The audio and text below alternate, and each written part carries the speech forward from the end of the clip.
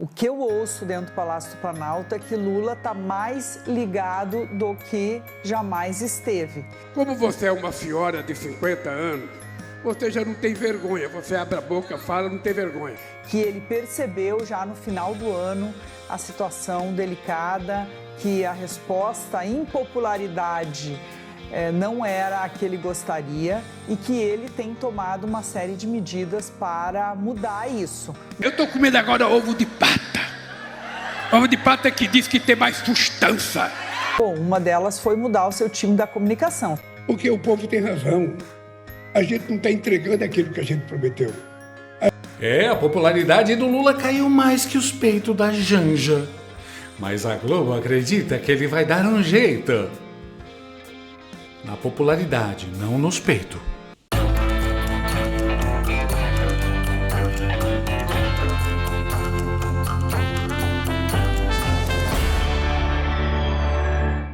E os números catastróficos da queda na aprovação do regime stalináceo, apontado por logo quem? Datafolha, continuam a gerar frutos amargos para os petistas e docinhos como mel para os brasileiros honestos. Para quem acabou de chegar de Marte, uma nova pesquisa Datafolha, divulgada nesta sexta-feira, mostra que a avaliação positiva do governo Lula caiu 11 pontos percentuais, de 35% para 24% nos últimos 2 meses. Este é o menor patamar registrado em gestões do Nove Dedos à frente do Palácio do Planalto. A hashtag Fora Lula bombou e ficou em primeiro lugar nas redes.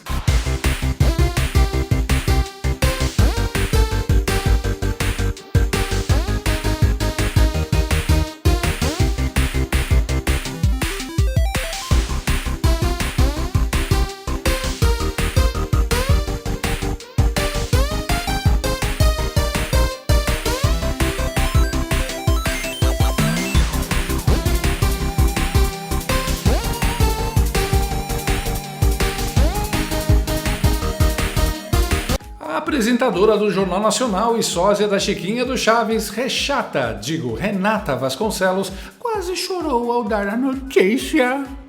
A Folha de São Paulo publicou uma pesquisa Datafolha com a avaliação que os brasileiros fazem do governo Lula. A margem de erro é de 2 pontos percentuais, para mais ou para menos. Em junho do ano passado, 36% consideravam o governo Lula ótimo ou bom. Em agosto, 35%. Em outubro, 36%. Em dezembro, 35%. Agora, 24%. Os que consideravam o governo Lula regular eram 31% em junho, depois 30%, 29% em 2 pesquisas e agora 32%. Ruim ou péssimo, 31%, na sequência 33%, 32%, 34% e agora 41%. 2% não sabiam em junho, depois 3%, 2%, 1% e agora 2%. O Datafolha ouviu 2.007 pessoas com 16 anos ou mais em 113 municípios, na segunda e na terça-feira desta semana. Até que ela segurou bem as lágrimas. A Renata está sentindo a dor de perceber que ela já não influencia mais a sociedade como antes. Globo não tem mais como esconder a rejeição ao Lula. Além da já esperada choradeira no órgão de propaganda do regime, a Globo, o próprio descondenado de Nove Dedos demonstrou que sentiu. Sentiu demais e ficou grasnando igual a um pato rouco e manco. Sim, o presidente Luiz Caidaço Lula da Silva afirmou nesta sexta-feira que 2025 será o ano em que seu governo irá derrotar a mentira. Ele também disse que quer provar que sua gestão é melhor do que os outros para a condução do Bananil. A declaração delirante do Bebum aconteceu em Paraupebas, no Pará, poucas horas após a divulgação da humilhante pesquisa Datafolha.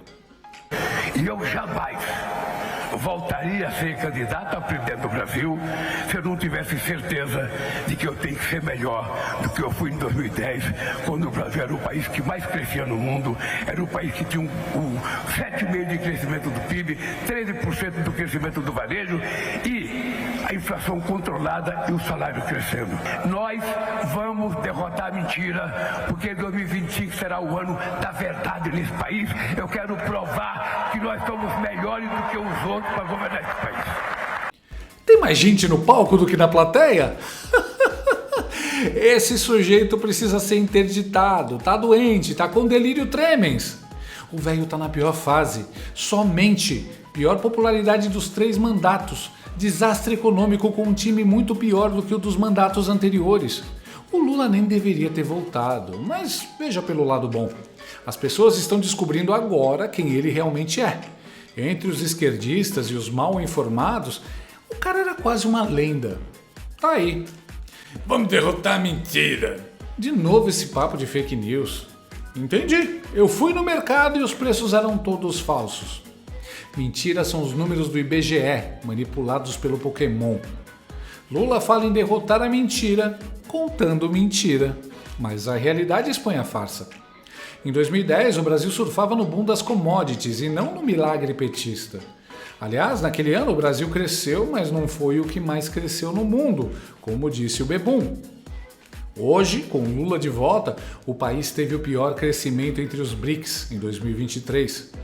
O Brasil crescia 7,5% em 2010, mas agora mal passou de 2,9%, enquanto China e Índia avançaram em 5,2% e 7,3%.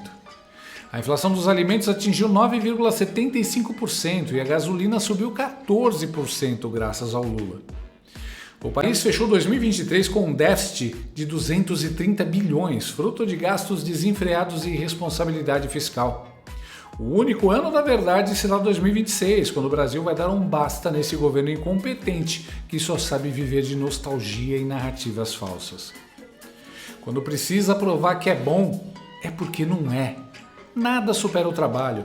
Não ia ter fake news que escondessem os bons resultados, do mesmo jeito que não tem comunicação que crie resultados que não existem. Ironicamente, ontem Lula ajudou a melhorar o Brasil. A sua baixa aprovação fez a bolsa subir 3% e o dólar cair 1%. Os sinais são óbvios. O mercado já deu ok para o impeachment. Ninguém aguenta mais o Bebum. É nessa hora de choro e ranger de dentes, de fim de feira, de janjas magras, que a gente vê quem é fiel ao painho de verdade. Por incrível que parível, o servo mais leal que se joga no chão para o painho pisar em cima é ninguém mais, ninguém menos que o jornalista da teta caída, Reinaldo Azevedo. Assista e aprenda como puxar saco direito, Daniela Lima, sua amadora. Vamos dar todos os números difíceis, aí depois você vai passar pano, né, Reinaldo? Se você acha isso, pode se mandar. Agora, se você quiser refletir comigo, ok. Eu prometo fazer o que eu faço sempre, falar o que eu penso. Se fosse, ia falar, é isso aí, governo é uma porcaria, tá tudo justificado, etc, etc, etc. Não, eu não acho o governo uma porcaria. E efetivamente ele não é. Esse governo tem uma taxa de desemprego, por exemplo, a mais baixa da história. O poder real de compra dos salários voltou a patamares elevados do real. Não é? Nós tivemos um crescimento de 3,5% no ano passado. Crescimento artificial bombado pelo Lula é mentira. Nós vamos ouvir daqui a pouco o Luiza Trajano falando. Então, eu não acho o governo ruim. Atenção, avaliação do povo. Reinaldo, você acha que o povo pode estar errado às vezes? Claro que eu acho. Ixi, no Brasil e em vários lugares do mundo. Mas a gente vai fazer o quê? Vai trocar de povo? Pelo jeito, o Reinaldo foi o escolhido para apagar a luz e fechar a porta. Eu não aguento essas paradinhas que ele faz. Só pode ser para esticar o assunto pelo tempão que ele tem de TV. Porque convicção mesmo, tem nada. E o jeito que ele usa o boné? Igual a menino criado pela avó em condomínio fechado. Tirando esses detalhes de comédia involuntária, não se aproveita nada do que ele diz. Poder de compra alto? Esse cara só pode estar de brincadeira, né? Mais baixo desemprego? Sim, porque o desemprego é medido pelo número de pessoas que estão procurando emprego.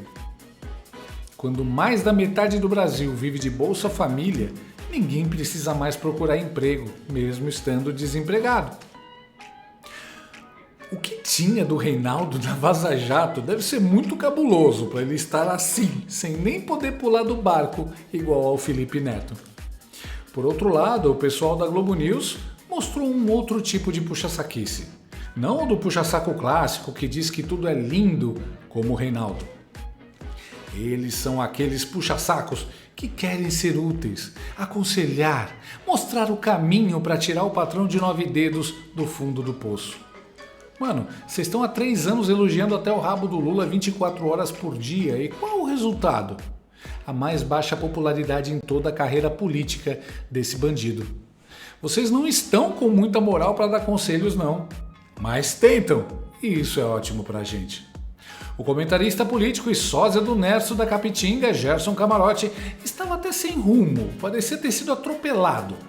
Além da economia, você tem um governo que não se comunica com os jovens, você tem um governo que não se comunica com os evangélicos, você tem um governo que tem uma série de problemas do ponto de vista de enfrentar uma oposição muito mais articulada. A gente estava falando agora há pouco do Trump, que deu um fôlego a essa oposição no Brasil. Agora, e 2026, para concluir rapidamente? Ainda há um cenário em aberto, mesmo com tudo isso. Principalmente porque a direita hoje está completamente dividida. A direita hoje não tem um caminho único. E isso, a gente não tem essa pesquisa Datafolha, a gente teve recentemente a pesquisa Quest, e isso é uma sinalização de que, se a direita não se unir, o Lula ainda tem um espaço, ainda tem uma competitividade mesmo com tudo isso. Então, mesmo assim, não é um cenário fácil. Ou seja, o Camarote continua achando que o problema é a comunicação. Isso é porque o Grupo Globo vive de dinheiro público. O Camarote quer convencer o Lula a dar mais dinheiro dos nossos impostos para a empresa que paga o salário dele. Também é engraçado ele falar que a direita está dividida. Não vá se animando, Camarote. Contra o Lula e os capachos dele, tipo vocês da Globo News, a direita fica mais unida que joelho de beata. Mas a cereja no bolo foi a comentarista política e véia do disjuntor Eliane Canhotede, Cantanhede. Parecendo medicada, ela tentava compreender e racionalizar o que aconteceu. Olha, na verdade, quando a gente olha para o governo e para o presidente Lula, a gente tem a sensação de que o Lula está cercado de todos os lados, né? E ele não está percebendo a gravidade de tudo isso, né? Você tem a questão da economia, né, que é muito importante, né? A gente sabe que a economia é diretamente ligada à popularidade, ao bem-estar da população, à visão, à percepção da população sobre o governo, sobre os governantes. E o que a gente tem? Alimento, né? Como é que você pode ter um presidente popular com a inflação de alimentos, os preços dos alimentos lá em cima, um café que todo brasileiro toma, aliás, o mundo inteiro toma, lá nas alturas, né? Isso derrubou, por exemplo, Joe Biden nos Estados Unidos, e a economia lá nem estava tão ruim, né? Então, a questão da inflação, os erros do presidente Lula nas falas dele, porque quando ele comete esses erros, isso é munição para os leões, é carne para os leões. A internet pega o erro do presidente e transforma aquilo num baita escândalo e vai para 100, vai para 1000, vai para 1 milhão e vira essa bola de neve. Quando a gente vê essa trajetória, ela é muito impactante, principalmente porque a queda foi muito íngreme e muito rápida, né? Porque você vê que vem ali, mais ou menos, ali 35, 34, 32, mas quando despenca, despenca feio. E a gente teve lá atrás, quando a pesquisa Quest detectou uma inversão. A impopularidade tinha ultrapassado a popularidade. Isso já estava ali, mas estava meio dentro da margem de erro. E agora são 17 pontos. A desaprovação é 17 pontos superior à aprovação, porque a desaprovação aumentou, disparou, né, e a aprovação despencou. E geralmente nessas horas você tem uma gradação, sai de aprovação para indeciso ou para mais ou menos até chegar lá. E dessa vez não, foi direto de aprovação para desaprovação. O presidente Lula acha que vai resolver isso com basta fazer o que o seu São Sidônio mandar, né? Basta a comunicação.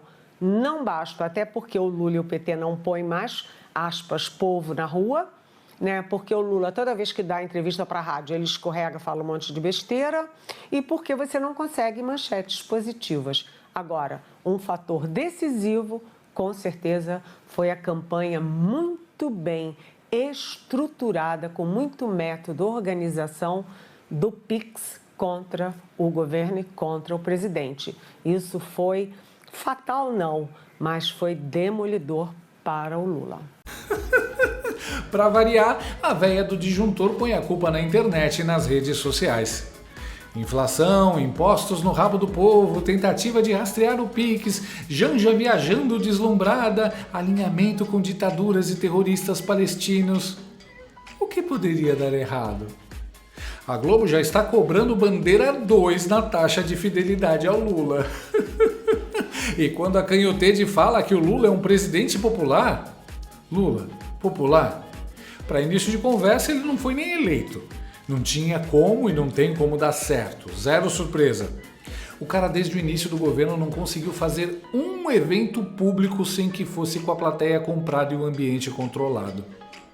Mas o que me quebrou foi perceber que a Canhotede ainda tá sentindo o vídeo do Nicolas. Não!